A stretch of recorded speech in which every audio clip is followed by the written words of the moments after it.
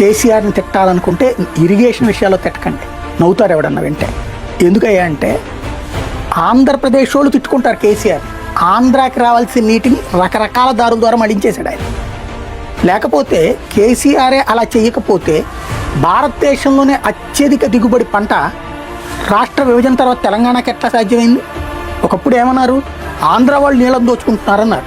మరి ఆంధ్ర వాళ్ళు నీళ్ళని దోచుకుంటే తెలంగాణకి పంటలు ఎక్కడి నుంచి ఎందుకు ఎక్కువ వచ్చింది? ఆంధ్ర 7వ స్థానం ఉంటే తెలంగాణ నెంబర్ 1 ఉంది, అన్ని పంటలు నెంబర్ 1కి వచ్చినాయి అక్కడ. అలాంటిది ఇప్పుడు దేశంలోనే సన్నబియ్యం ఎక్కువ ఎక్కడ దొరుకుతుంది? తెలంగాణలో. ఎలా సాధ్యమవుతుంది సన్నబియ్యం? ఎంత నీళ్ళు అవసరం అంటే అక్కడ ఏర్పాటు చేసినట్టే కదా ఆయన. దాంట్లో సాధారణ ప్రజలకు అర్థం కాని భాషలో నోటికొచ్చిన లెక్కలు, ఇష్టం వచ్చిన కథలు చెప్పేసుకుంటున్నాం.